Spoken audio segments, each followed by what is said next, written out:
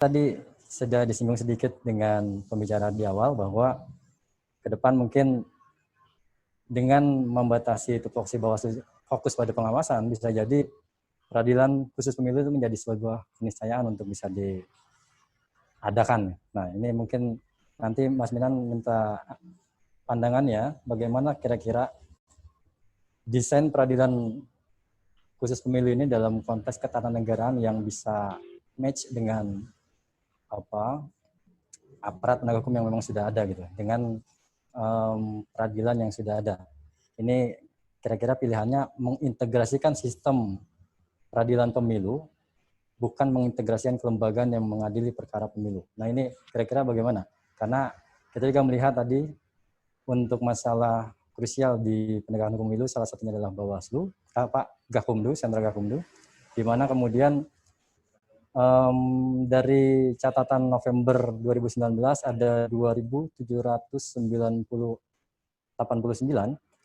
itu dugaan pelanggaran pidana pemilu, tapi yang tertangani hanya 582 dan yang diputus cuma 345. Artinya ini timpang sekali, karena memang di situ Bawaslu menjadi tidak bisa optimal karena harus berdiskusi, berdebat dengan teman-teman kejaksaan dan kepolisian dalam memutuskan ini termasuk pelanggaran atau tidak. Nah, Mas Minan mungkin bisa disampaikan buah pikirnya. Saya persilakan. Sebelumnya mungkin saya bacakan dulu. Ini ada budaya kita ini. Pengantin dijemput di pelaminan, masuk ke kamar nggak banyak bicara. Pemateri berikut namanya Ahsanul Minan, seorang pakar hukum tata negara. Silakan Mas Minan. Oke, terima kasih. Assalamualaikum warahmatullahi wabarakatuh. Waalaikumsalam warahmatullahi wabarakatuh untuk kita semua. Saya nggak tahu ini, kenapa nggak Pak Komisioner dulu, Pak Afif dulu ini ya. Saya kualat nggak nanti. Oh iya. Oke, khusus untuk diskusi dengan teman-teman di Bawaslu Jakarta Selatan ini, saya pakai jas. Tadi ada forum juga, saya nggak sempat pakai jas karena belum dicuci. Saya sebenarnya menyiapkan slide presentasi, tetapi itu slide presentasi yang cukup panjang dan bersifat reflektif karena mencoba melihat dan membandingkan desain sistem penegakan hukum pemilu sejak awal era reformasi. Bahkan sebenarnya kalau dalam salah satu tulisan yang saya buat untuk Bawaslu itu saya membuat perbandingan sejak era Orde Lama sampai sekarang gitu. Jadi bagaimana kerangka hukum dalam undang-undang pemilu itu mengatur tentang desain penegakan hukum pemilu. Itu kalau kita bandingkan sebenarnya dinamikanya sangat besar, naik turun kewenangan, naik turun pengaturan, bahkan kalau dibuat perbandingan jumlah norma pasal yang mengatur tentang ketentuan pidana itu juga naik turun jumlahnya di dalam undang-undang pemilu. Jadi kalau kita buat kajian komparatif itu sebenarnya sangat menarik, dan itu di slide saya sebenarnya sudah saya sampaikan, tapi kalau saya bacakan satu persatu mungkin terlalu panjang, dan tadi Mas Munandar sudah menyampaikan poin-poin utama yang perlu saya respon. Jadi saya akan lebih fokus ke situ saja. Jadi yang pertama yang ingin saya sampaikan begini, kalau kita lihat dan secara komparatif gitu ya, dan kita kaji secara historis kerangka hukum yang mengatur tentang pemilu di Indonesia terkait dengan desain penegakan hukum atau electoral justice system, itu sebenarnya ada dua fenomena besar yang bisa kita garis bawahi. Yang pertama, fenomena fenomena yang menunjukkan bahwasannya orientasi para pembentuk undang-undang ketika berbicara tentang electoral justice system itu orientasinya lebih pada sistem pemidanaan. Jadi para pembentuk undang-undang itu berpikir bahwasannya setiap pelanggaran, setiap kejahatan itu akan lebih afdol kalau dicegah atau ditindak dengan pendekatan pidana. Nah, orientasi semacam itu semakin terlihat di dalam undang-undang pemilu pasca reformasi. Jadi pasca reformasi itu undang-undang pemilu semakin banyak mengatur tentang ketentuan pidana. Nah, ini menurut saya menjadi satu persoalan. Kenapa? Karena pemilu itu merupakan kompetisi politik. Di dalam proses kompetisi politik di banyak negara yang saya amati ya, undang-undang pemilunya, itu mereka memperlakukan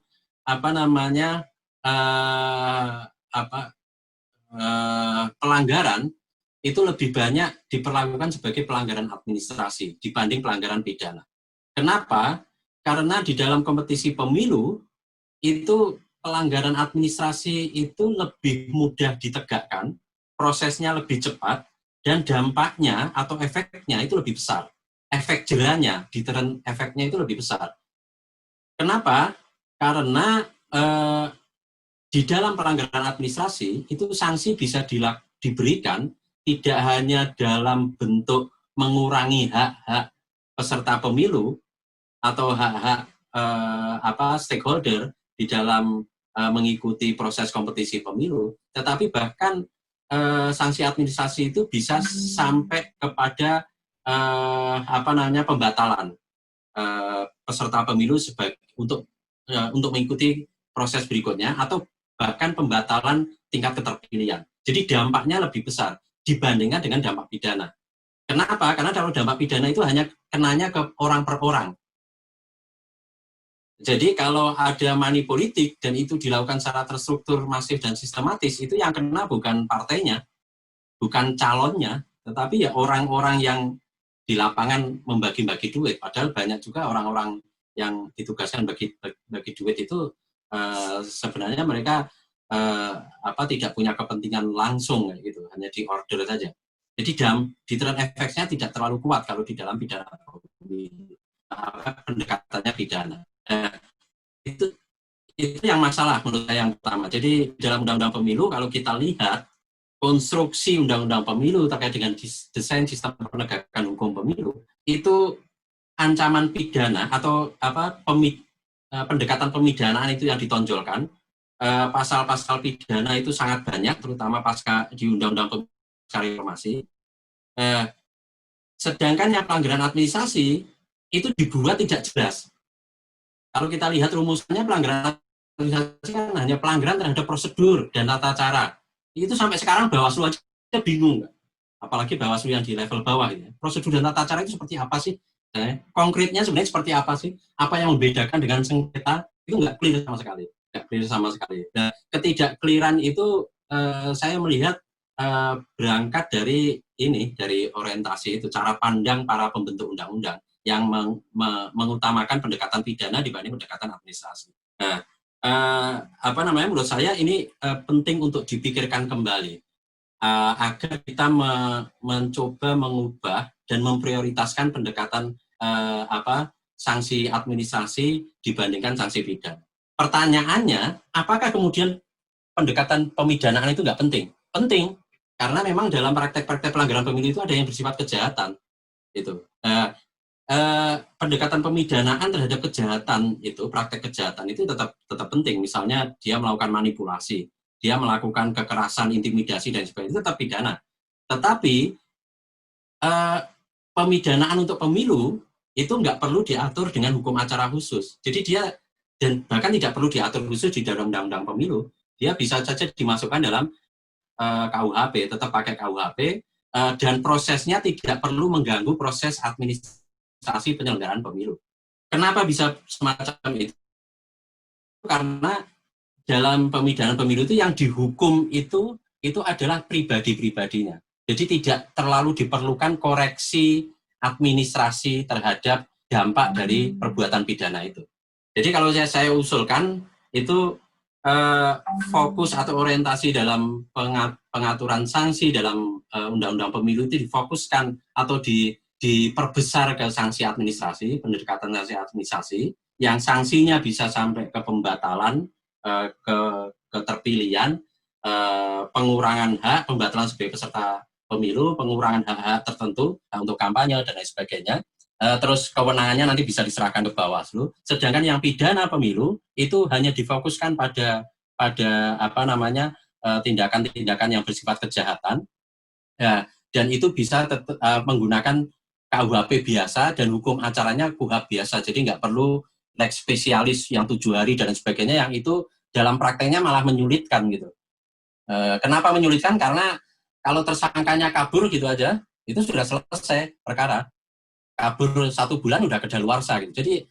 Jadi ketentuan pidana dengan hukum acara yang lex spesialis itu justru menjadikan ini tidak efektif.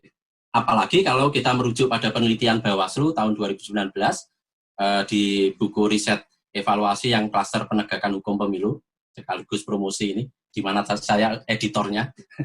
Itu banyak penelitian yang menyebutkan di wilayah-wilayah kepulauan, ketentuan hukum acara dalam proses penindakan pidana pemilu itu nggak efektif.